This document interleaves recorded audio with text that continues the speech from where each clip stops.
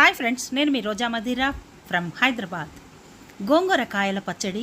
మరి ఇంకెందుకు ఆలస్యం, చూసేయండి, చేసేయండి. మిరపకాయలు, వెల్లుల్లి ఒక పాయ మొత్తం తీసుకున్నాను. తర్వాత ఆవాలు, మెంతులు, నువ్వు పప్పు, తెల్ల నువ్వు పప్పు, జీలకర్ర, ధనియాలు. మిరపకాయలు ఏంటంటే పుల్లగా ఉంటాయి కాబట్టి, ఇది ఎక్కువగా పుల్లగా ఉంటుంది కాబట్టి ఖచ్చితంగా కొంచెం మిరపకాయలు మనం తినే కారానికి సరిపడా తీసుకోవాలన్నమాట. ఓకేనా? ఇవన్నీ కూడా నేను పప్పు నూనె వాడుతూ ఉంటాను ఎక్కువగాను.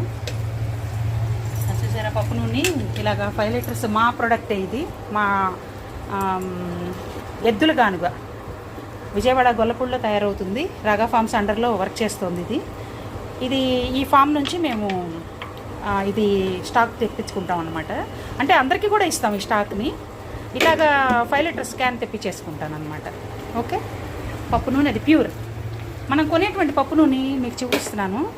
అడుగున మడ్డి తేరుకున్నట్టు తేరుకుంటుంది. ఇదేమి ఉండదు, ఇట్లా ట్రాన్స్పరెంట్గా ఉంటుంది. చూసారా, ఇప్పుడు దాదాపు 5 లీటర్స్ క్యాన్ మాకు ఎక్కువే పడుతుంది నూనె. అదిగో నీడలు కనపడుతుంది చూడండి, అలా ఉంటుందన్నమాట ప్యూర్గాను.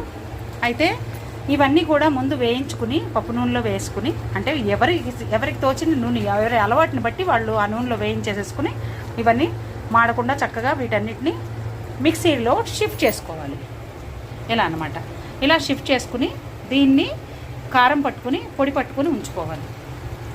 ఇప్పుడు ఇలాగా మొత్తం వీటిని ఆయిల్ వేసి మళ్ళీ కొద్దిగా ఆయిల్ ఎక్కువ ఉంటేనే పచ్చళ్ళు బాగుంటాయండి, నిలవ ఉంటాయి కూడా. అందుకని కొంచెం ఆయిల్ ఎక్కువ వేసుకుని ఇది ఇట్లా దగ్గర పడేంత వరకు మనం ఇలా తిప్పుకుంటూ మాడిపోకుండా వేయించుకుంటూ ఉండాలి. ఇది మగ్గిపోయి దగ్గర పడిపోతుంది.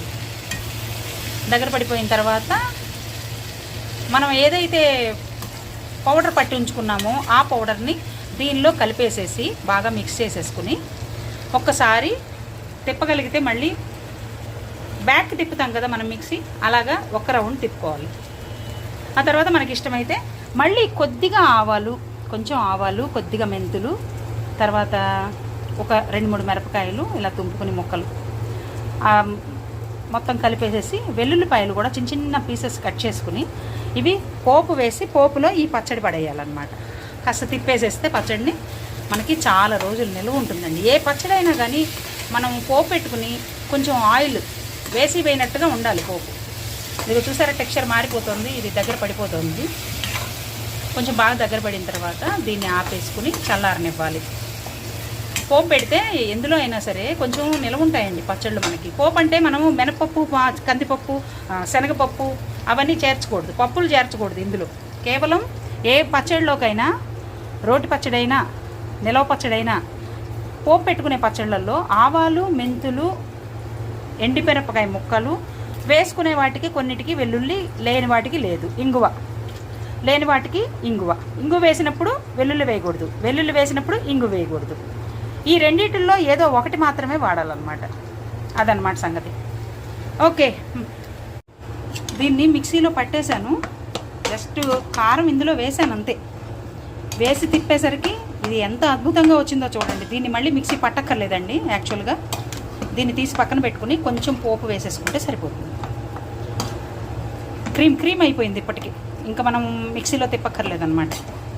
చాలా అద్భుతంగా ఉంది. పండుమిరపళ్ళ కారం, బీట్రూట్ పచ్చడి అలాగే అదిగో ఆ కలర్లో ఉందండి. ఎక్సలెంట్, భలే ఉందన్నమాట.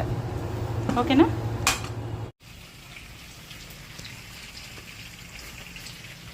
ఇదండి సంగతి. Super super super.